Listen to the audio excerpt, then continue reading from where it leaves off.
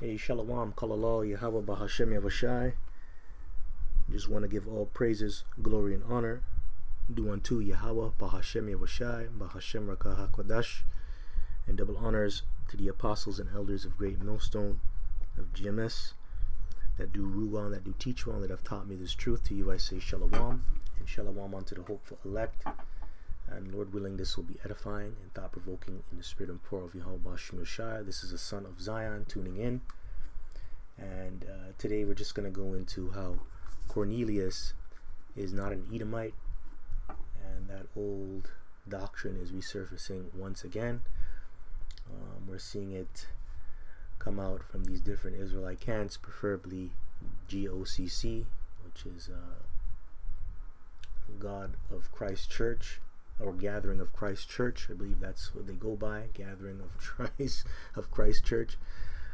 But yeah, they're saying that now they want you to come on their platform and debate and show them that Cornelius is not an Edomite, and they'll give you $1,000 apparently. Whatever, man, that's a waste of time. You know, we have bigger fish to fry.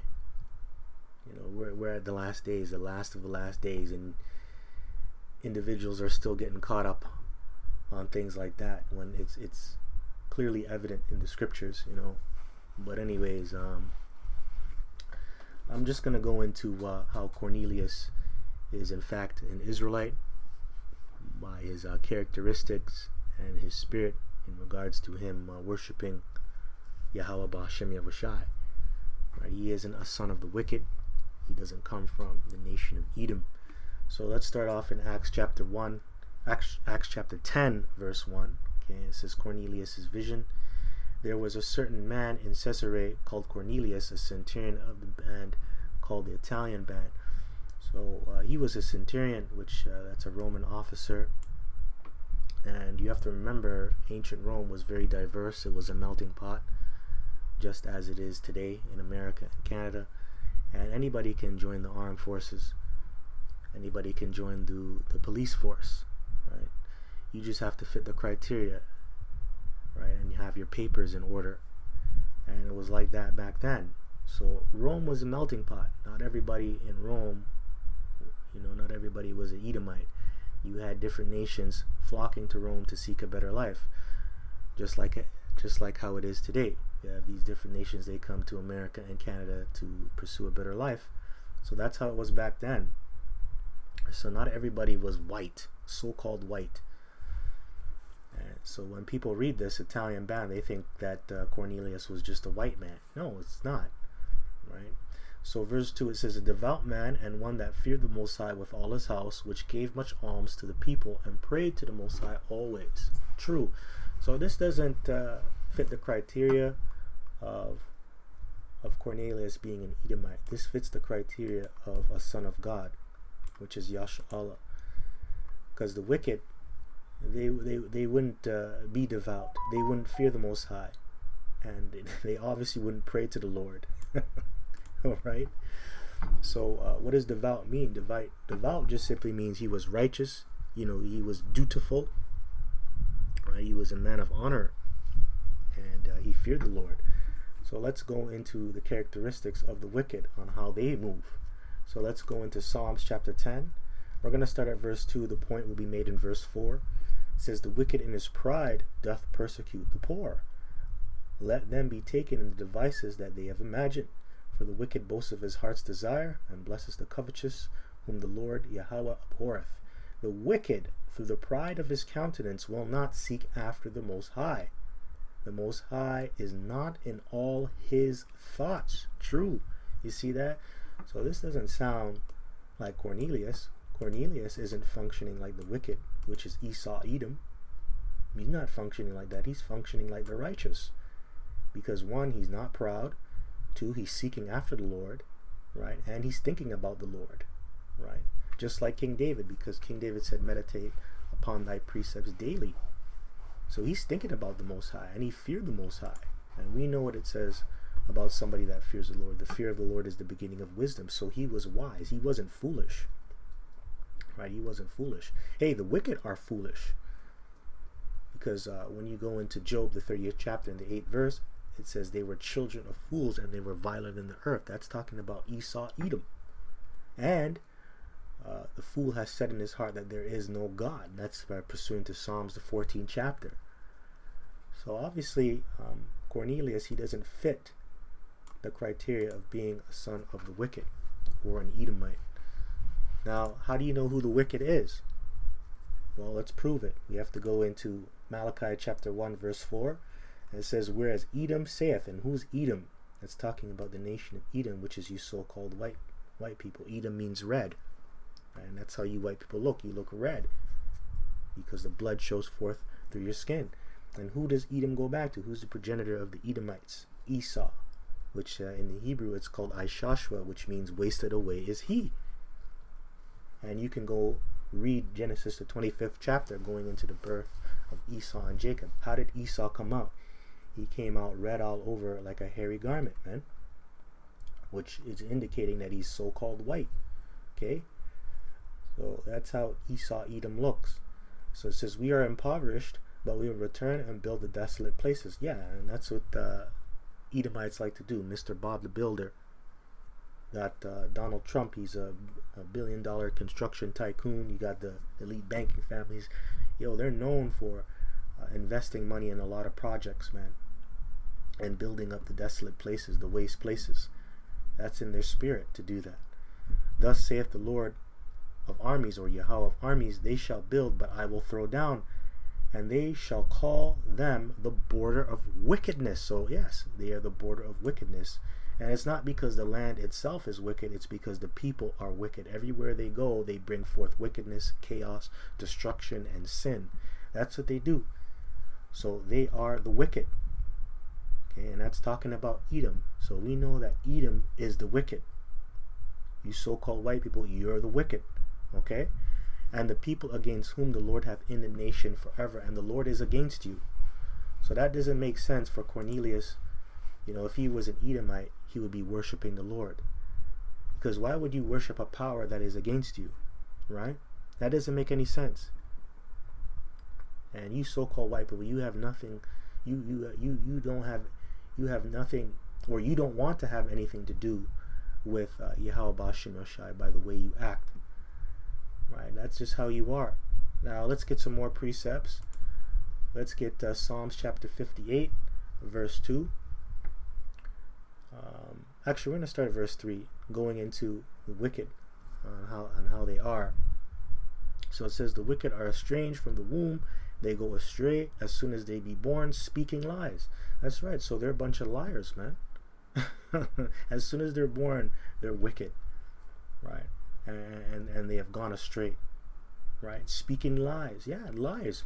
So, you know, he's not a liar. You know, precept says in Acts 10 and 2, it says he's a devout man. A devout man means he was righteous.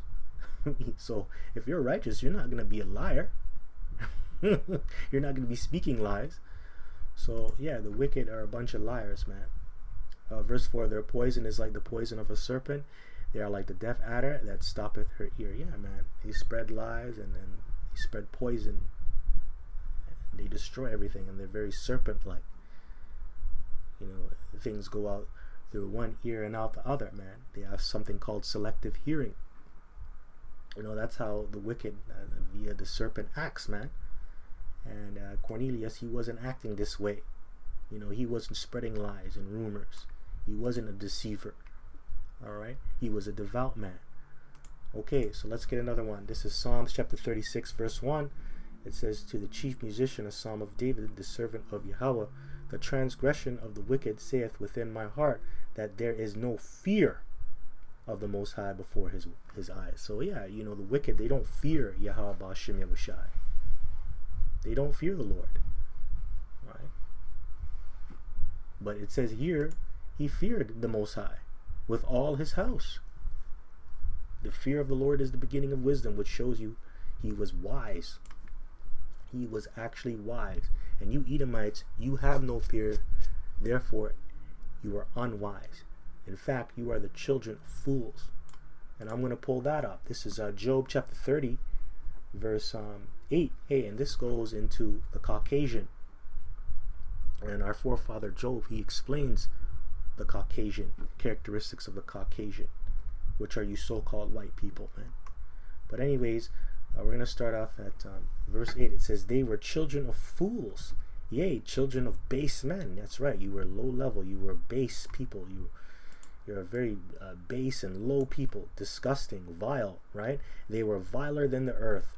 But yes, the point is, children of fools. You know, a foolish person has no fear of Yahweh Ba'ashem Yahushai. In fact, the fool has said in his heart that there is no God. And that's exactly how you white people act. You don't believe in the Heavenly Father. A lot of you guys are atheists. And you know, you have some Edomites that are in the Christian church, but they don't really believe in God, man. The reason why they're involved with the Christian church is because it's pro-white.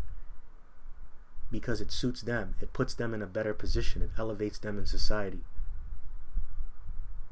And you have the so-called white man to thank for that, because he created something called iconoclasm, whitewashing the images, man. And that's why you so-called white people, you flock to Christianity, because all the images, all the saints, all the images are whitewashed. So you think that you're related to God, right? Anyways, man, this is Psalms chapter 14, verse 1. It says, to the chief musician, a psalm of David, the fool has said in his heart, there is no God or no power. They are corrupt. They have done abominable works. There is none that doeth good. There you go. The Most High looked down from heaven upon the children of men, and that includes the sons of the wicked too. The children of men also represent the heathens, the other nations, to see if there were any that did understand and seek the Most High. And yeah, they didn't. When you read on down, they didn't. And now Cornelius, he's a son of God because he's seeking the Lord. Because he's a devout man, he feared the Lord, and also he prayed to the Most High always. So if you're praying to the Most High always, it means you're seeking him out. Right? Because that's what you do with prayer, right? So obviously he's not from the children of men, and also he's not a son of the wicked. So he's an Israelite, most likely. Alright, so it says here, verse 2, the Lord looked down from heaven upon the children of men to see if there were any that did understand and seek the Most High. Verse 3, they are all gone aside, they are all together become filthy. There is none that doeth good, no, not one. You see that? And that doesn't fit Cornelius, man, because he was searching for the Most High. He loved the Lord. He was a devout man. Okay, so now we're going to go into the vision. Okay, so this is Acts chapter 10, verse 3. He saw in a vision, evidently about the 9th hour of the day, an angel of the Most High coming into him and saying unto him, Cornelius. And when he looked on him, he was afraid and said, what is it, Lord? And he said unto him, thy prayers and thine alms are come up for a memorial before the Most High. You see, and you know, the Lord is only dealing with Israel. He's only going to give them visions about the nation of Israel. Hey, the Lord is only going to give visions to other Israelites, especially if it goes into detail about the nation of Israel. So the Lord ain't going to give visions to a heathen, man. just putting that out there. Verse 5, and now send men to Joppa, and call for one Simon, whose surname is Peter. He lodges with one Simon, a tanner, whose house is by the seaside, and he shall tell thee what thou oughtest to do. And when the angel spake unto Cornelius was departed, he called 2 of his household servants, and a devout soldier of them that waited on him continually. And when he had declared all these things unto them, he sent them to Joppa. On the morrow, as they went on their journey, and drew nigh unto the city, Peter went up upon the housetop to pray about the 6th hour, and he became very hungry, and would have eaten. But while they made ready, he fell into a trance, and saw heaven open, and a certain vessel descending unto him, as it had been a great sheet knit at the 4 corners, and let down to the earth, wherein were all manner of 4-footed beasts of the earth, and wild beasts, and creeping things, and fowls of the air. And there came a voice to him, rise, Peter, kill, eat, and eat. But Peter said, not so, Lord, for I have never eaten anything that is common or unclean. And the voice spake unto him again the 2nd time, what the Most High hath cleansed, that call thou not thou uncommon. Yeah, and that vision was simply about Israel being around the unclean nations, and how Israel was following the other nations, going into the gods and idols and things of that nature. And by default, when Israel follows the other nations, obviously they're going to mingle with them. So obviously, the nation of Israel, because they have mingled, they're gonna end up speaking like the other nations, and they're gonna be looking like the other nations. And also that goes into the curses of us being scattered among them, right? Looking like them, speaking like them. That's pursuant to Deuteronomy, the 28th chapter and the 15th verse on down, right? So that really goes into the curse. But yes, this was going into us becoming filthy like the other nations. We have become unclean just like them, right? Now let's jump down. I'm going to be jumping around. So that was the vision, and that's why Cornelius ended up being a part of the Roman Empire and things of that nature, at one point, because we were mingling among the other nations. But we are still Israelites, and you're going to have a remnant, which is the elect. They're going to come out of the nations, and they're going to remember who they are. All right, man. So I hope that makes sense. So let's jump down to verse 28 here, and it says, this is Cornelius, right? And he said unto them, ye know how that it is a lawful thing for a man that is a Jew to keep company or come unto one another nation. But the Most High has showed me that I should not call any man common or unclean. Right? Yeah, so, Peter, right? And I just want to go into this, that another nation, pretty much Cornelius, he comes from a different Israelite tribe, a nation, right? And when you look up the word nation, which I'm about to do, it really goes back to tribe. When you look up the root word, right? So this is what Peter told Cornelius and stuff like that. And this is really going back to the animosity between the tribes, right? The split between north and south. So you had the southern kingdom versus the northern kingdom. So that's Judah, Benjamin, and Levi against Ephraim, all the way down to Issachar. Anyways, man, let's look up the word. Let's look up the word here in the interlinear. So, nation, Alophius. Right, so you would have to go into the root word, because it'll just say this, foreign, but you got to dig deeper. You got to go into the words, right? So Phule, right? Phule, which is a tribe in the New Testament, all the person descending from one of the 12 sons of the patriarch Jacob, a nation, people. So it's showing you that Cornelius is from a tribe, from one of the tribes. Okay, he's from one of the tribes. He descends from one of the tribes. So that's how you prove that. Now, let's go into Zechariah 11. We're going to start at verse 14 here. It says, then I cut asunder mine other staff, even bands, that I might break the brotherhood between Judah and Israel. Salakia, give me 1 second here. Someone's calling me. All right, Salakia. So sorry, I had to take that. But this is Zechariah chapter 11, verse 14. Let me read it one more time. It says, then I cut asunder mine other staff, even bands, that I might break the brotherhood between Judah and Israel. Yeah, so that brotherhood was broken up by Yahweh Bashem El-Shai through the split. That was after King Solomon passed away. And then you had Jeroboam and Rehoboam, that split. And that started up the animosity between the tribes, and there was almost a civil war that a civil war almost took place because of that split. There was almost a civil war, but then the Lord told them to not fight each other. When you go back into the history, right?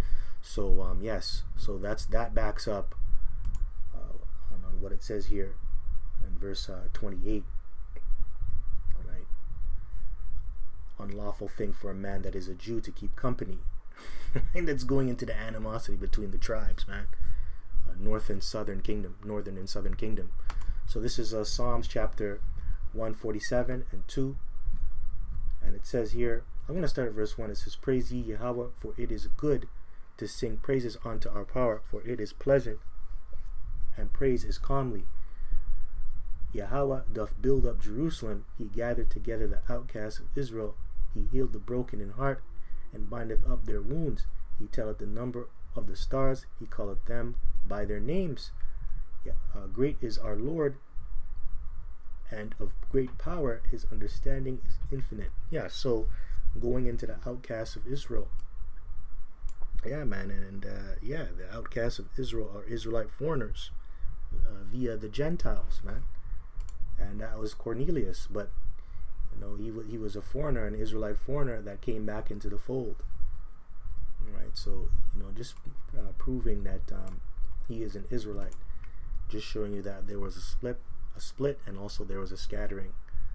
But now our people are coming back to who they are, and that includes Cornelius. And there's a lot of Israelites that are like Cornelius, coming back into the fold, and they're devout, they fear the Lord, and they pray to the Most High always, and they're very charitable. So anyways, man, this is just a little bit more proof going into how Cornelius is not an Edomite, and I hope this was edifying. Till next time, just want to give all praises, glory, and honor due unto Yahweh, Bahashem, Yahweh Shai, Bahashem Rakah HaKodash. Double honors to the apostles and elders of Great Millstone of GMS that do rule and that do teach one, that have taught me this truth. To you I say Shalom. This is the son of Zion signing out. Hope you were edified. Shalom.